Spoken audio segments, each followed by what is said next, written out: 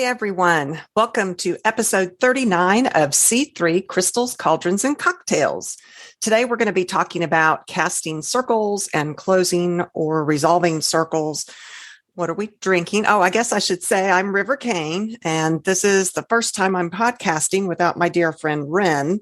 I'm a little nervous to do this alone, but as my husband says, I'm never at a loss for words. In fact, he says he's only seen me speechless one time, and that was when he proposed to me after only knowing me for 6 weeks. And I truly was speechless. At any rate, it's also less fun to drink by myself, but I wanted to continue the tradition of cocktails, especially since we're planning on making that cocktail recipe book in the future. So today I am drinking a drink called Blackberry Vibes, which is a dry sparkling wine with muddled blackberries and a blackberry garnish. And it's delicious. And it was one that I could tweak and test without getting too wasted since I don't have Ren here to help me today. So let's get to it. So casting a circle. Casting a circle is one of the basics of practicing witchcraft. As usual, there's a lot of conflicting information out there. So as we always say, go with what your gut tells you, do your own research. Your magical practice is specific to you. So follow your heart. That being said, it's not something that every witch even does. It's more of a personal choice. And given that, it is very subjective and very personal to you as to how you go about doing it, which is probably why there's so many conflicting sites and information out there. So what is it? A circle is often used to protect from external influences during things like spell work, scrying, rune work, pendulum dowsing. Another thought is that a circle is used as protection from evil forces, more simply as a psychological tool to put yourself in the right state of mind, to get yourself ready for doing your spell or ritual or whatever it is that you're doing. Practitioners generally cast magic spells to contain and concentrate the energy that they raise during a ritual.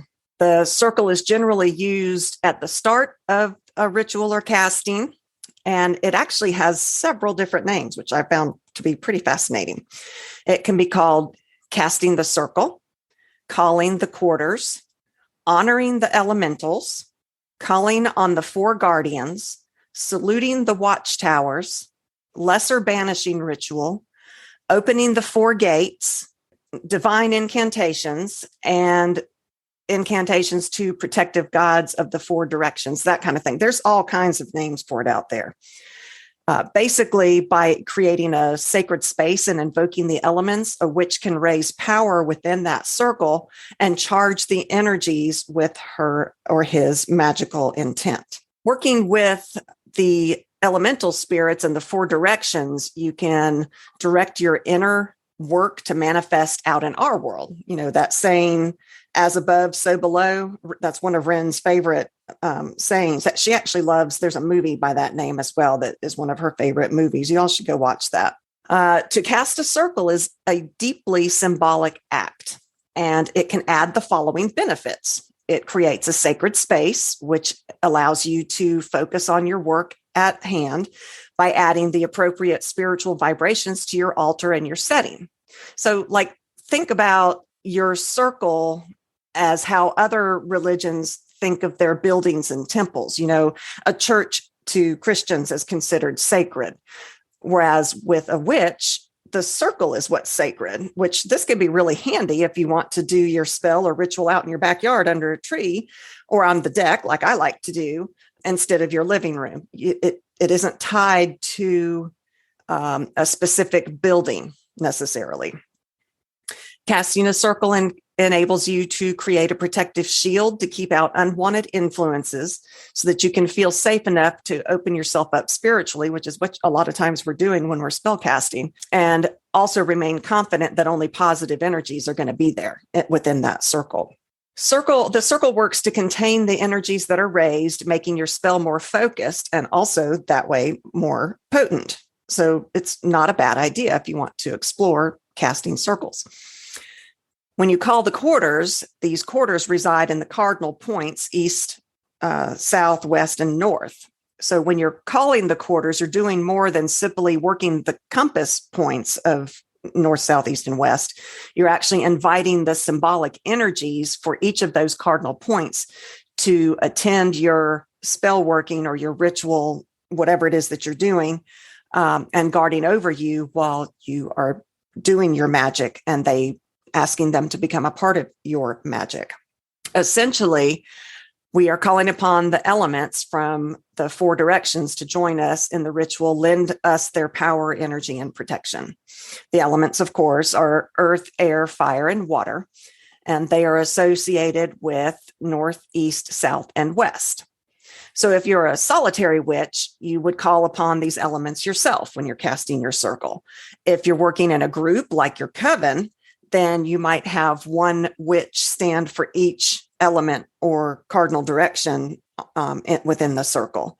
It's totally up to you. That being said, it's also been thought that when you create a circle, that it is creating a place that's actually between worlds, and there is a lot of magic thought that goes into the betweens. I think we've talked about before when the Charmed episode. I don't know if you all remember the Charmed episode where when you stand in between things, that's where the magic is really powerful.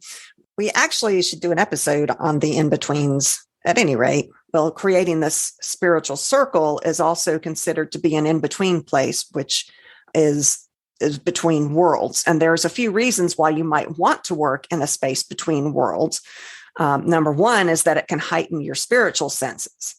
This allows you to do things like commune with the spirits. You can astral travel, astral project, and read energy patterns a lot easier in a space that's in between worlds. A circle can be physical or not. A truly minimalistic way of casting a circle is to just do it through pure visualization. That can work really well without having to do anything physical. The history of circle use. Now, circles have always been seen to represent infinity, the infinite nature of energy, the circular aspect to the cycles of time, the movement of the seasons. We've always seen these in aspects of the circle. I have a joke, speaking of circles. Squares are cool, but circles have pie.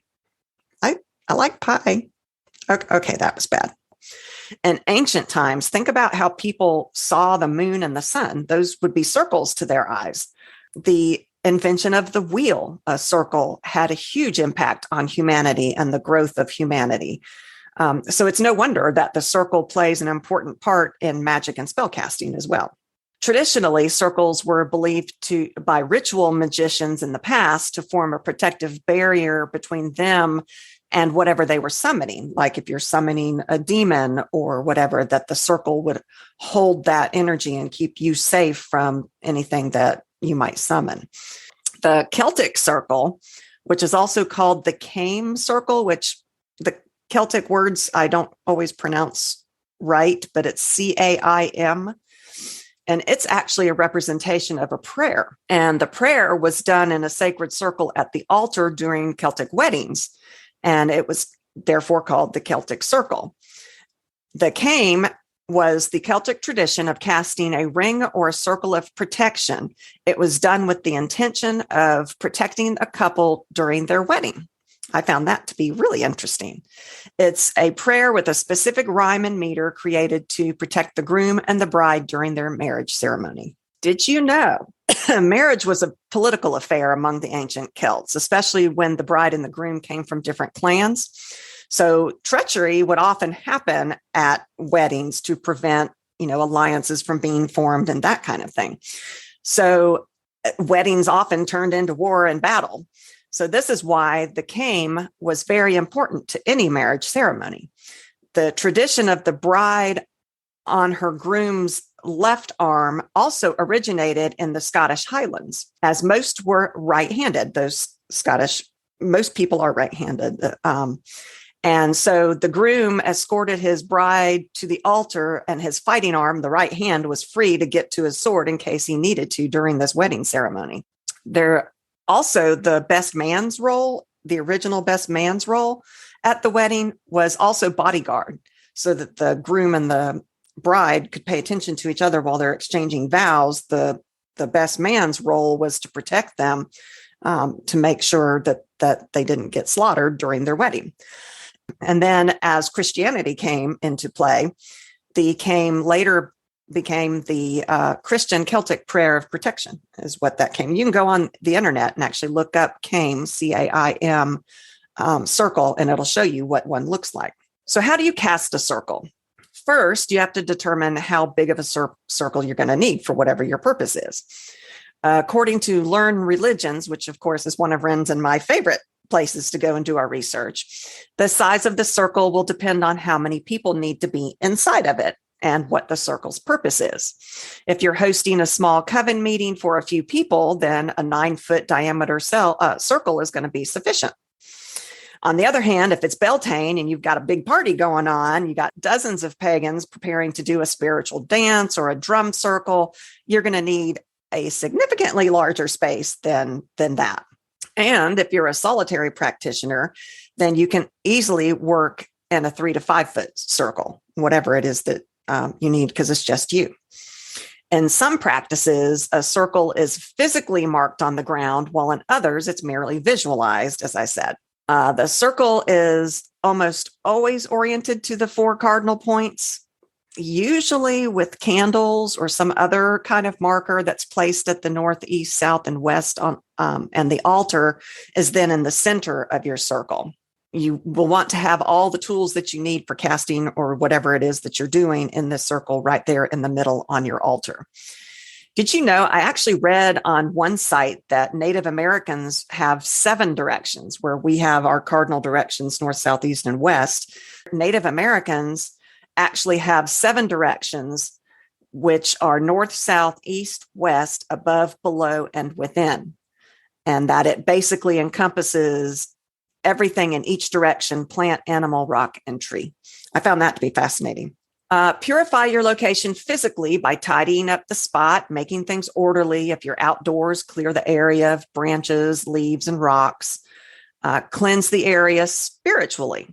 So meditating, you can use your hands or a wand or a broom, if your practice involves those things, and you can push the negative energy from that spot. We talked about that in our broom episode, about how you can use the broom to clear negative energies. You can also try a cleansing agent like witch hazel, sage, patchouli, or lavender to cleanse the area. A couple of drops in each corner of the room and around the perimeter of your circle would be perfect. And then before entering the circle, participants might want to be purified as well, whether that's through meditation, through walking through sage smoke, whatever it is, however you want to go about purifying yourself and the others with you. So one way to actually cast a circle is to begin at the north and call upon the deities or the elements or whatever it is that you use in your practice associated with each one of those directions. Usually your invocation might mention the aspects associated with that direction: emotion, intellect, strength, whatever. Mark the circle on the floor or ground, which you don't necessarily have to do physically. Place a candle at each of the 4 quarters: green to the north to represent earth, yellow to the east to represent air, red or orange to symbolize fire in the south, and blue to the west to associate with water. If you don't want to use candles, you can't have fire, whatever, you're worried about burning things, you can do salt or a stone to represent earth or north, incense, broken glass to stand for air in the east. Water can be any water in any receptacle, anything blue that would represent the water or the west. Red or orange candle is what I had for the fire is south, but if you're not wanting to use a candle, you can also use the aces of your tarot deck to represent fire or south. In fact, you can use altar cards to represent each element in place of the candles, which is really cool. All necessary magical tools should already be placed on the altar in the center. You move clockwise around the circle, carrying a lit candle or a lighter or wand or a marker, whatever it is that you're using to create your circle. Moon water works. And then at each of the 4 cardinal points, you call upon the deity or the watchtowers or the guardians or the spirits or the elements or whatever it is. Or you can walk around the circle, lighting the candles, leaving a trail of salt around the boundary. I personally do like to use salt. We have one patron who can't use salt because it's not environmentally appropriate for where she is.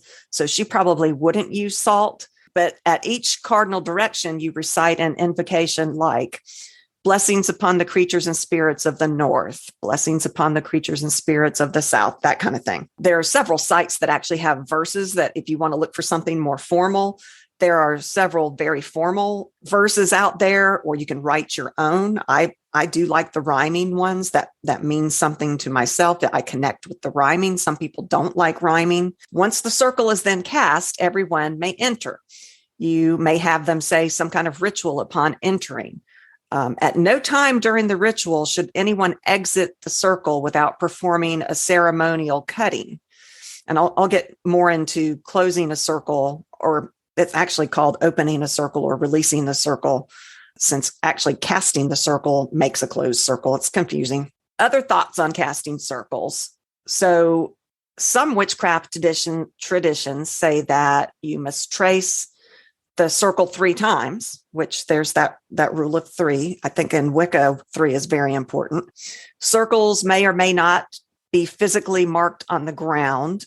You can use a variety of elaborate patterns for circular markings. It could be a simple circle, or it can be, you know, how the Celtic designs are all ornate and that kind of thing. It could be that kind of circle. And you can find those on the internet or in grimoires, magical manuals, that kind of thing, to get an idea of how you want you're going to find one that speaks to you. For a visual only circle, imagine a blue light or whatever color means something to you, shooting straight out of your heart or out of your hand to the center of the circle that you want to create. And then you see that energy begin to grow right there in the middle, and it slowly expands into a small sphere. And as you continue to pour your energy into it, you can watch it grow to encompass the entire space that you're wanting to cover. You set the intention for that sphere to remain in place while you work by saying or thinking something like, the circle is cast. We are now between the worlds. Something like that. Words are intent. So think about how you want to say it. And then you can begin with your magical working. Markings can be done. The circle can be done. It can be an unadorned circle, or it can be an adorned circle that could be drawn with chalk. Chalk might be a good use for our patron who doesn't want to use salt. You can use salt. You can use cords. Also, because circles tend to be really fragile, you don't want to just walk out of it. It won't necessarily remain intact if you do that. So you can cut a door into the energy of the circle, normally on the east side, with whatever it was that you used to make your circle. And you can cut a doorway with your athame or whatever, and you can then exit out of the circle without harming the circle itself. But this opening that you've made must be closed afterwards by reconnecting the lines of the circle. You can use all kinds of tools to make a circle. So for our patron that I was talking about that doesn't want to use salt, you can use crystals. You can use candles, ropes, twigs, flowers, herbs, anything that means something to you. And you can mark off a circle using those items above in patterns of 3. There's that 3 again.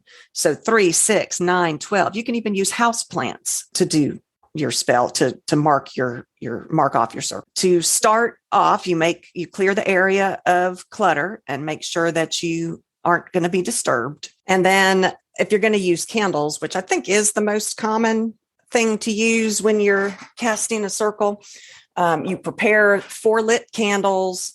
Well, there's controversy as to whether you light them before or during, however you want to do it. After you've got your tools ready, the candles ready, you put yourself into a calm meditative state, which for me is a little tricky because I tend to fall asleep when I try to meditate. Once you're ready, stand facing east and call the spirits of air to guide and protect you.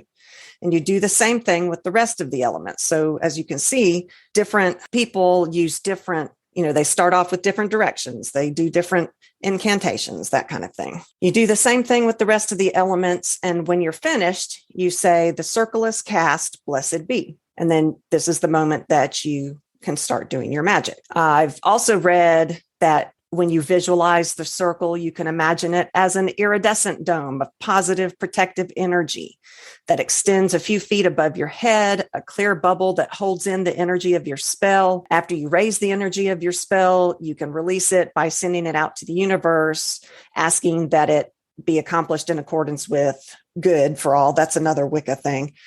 So there's any number of ways that you can do this. Many witches start with the north and earth, and Druids apparently started with the air in the east because the sun always rises in the east. In Wiccan rituals, the person sometimes draws a pentagram in the air at the same time. Pentagrams can be used. Also, if you're in a coven, you can make a circle simply by joining hands. The power and focus of a group is a great way to make a sacred space. So once you've created your circle and you've cast your spell or done your pendulum dowsing or whatever it is that you want to do, when you're done, you've got to close the circle, which is actually also called releasing the circle or opening the circle. The circle is usually closed by the practitioner after they finished by drawing their energy with an athame or whatever it was they used to make a circle. Could have been a wand, their hand, but this time they go counterclockwise. And this is called releasing the circle or opening the circle. And you dissolve the circle by extinguishing the candles while speaking a note of gratitude to each element, gods, goddesses, whatever it was that you called on for help as you go. And you thank them for their assistance. You thank the elements before you remove their representative objects. And finally, undo the casting by casting in reverse. If you only cast a visual circle, then you can reabsorb that energy back into your heart or hands, seeing the sphere shrink down until it's just a little point of light that disappears completely. And when you finish, think or say something like, the circle is closed but never broken. So that's what I've got on casting circles. There is no right or wrong way to do it. It just like any other spiritual practice, it is always crucial to just follow your intuition. Use your creativity in the practice, do whatever feels right. So thank you for listening to C3, Crystals, Cauldrons, and Cocktails. You can find us on our website at www.c3witchypodcast.com. And we have links there to the episodes. We've got links to our merch, our newsletters, and more. So that's probably the best place to go to find us. You can click on our social media from our website. We are on TikTok, Instagram, Twitter, and Facebook. We're at C3 Witchy Podcast. We are also so very, very thankful to our patrons who make this podcast possible. Thank you guys so much for your help. If those of you who aren't supporting us yet would like to support us, please go to our Patreon and you can find the link there. We are at www.patreon.com/C3 Witchy Podcast, or you can just go to our website and there's a link to take you to our Patreon from there. To say thanks, we have special bonus episodes. We've got recipes of some of our cocktails. We've got all kinds of things like witchy to-do lists, our witchy to-do list was donated by Dragoncraft Creations on Etsy. She's got a shop that has some witchy stuff on it and more. Also, if something that doesn't cost anything except for a little bit of time would be to leave us a review. This would help us tremendously. So if you enjoy us, leave us a review. Tell your friends. We got to get word out there. That's how we can survive. So that's all for this episode. Thank you so much, and we'll be back.